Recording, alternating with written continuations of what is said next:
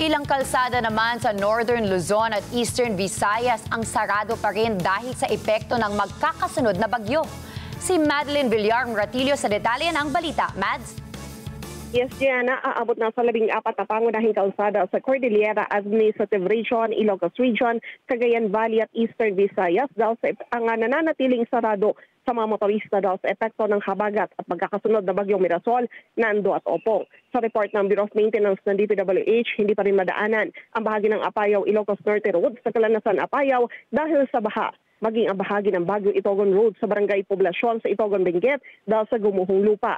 Habang sarado pa rin ang Canon Road bilang precautionary measure.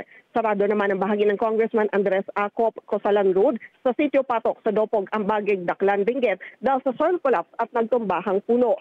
Bahagi ng Abatan Mankayan Cervantes Road sa Pabiling, Tabyo at Kulalo Mankayan sa Benguet dahil naman sa soil collapse at slope protection. Maging ang bahagi ng Pansyan Adams Road sa Sitio Cadisan sa Ilocos Norte dahil sa pagguho at bahagi ng Manila North Road sa Barangay San Nicolas sa Candon City, Ilocos Sur dahil sa sira sa tulay. Maging ang bahagi ng Ordaneta Junction, Dagupan, Lingayen Road via Tarlac sa Barangay Mayumbo sa Dagupan City ay sarado rin dahil sa baha.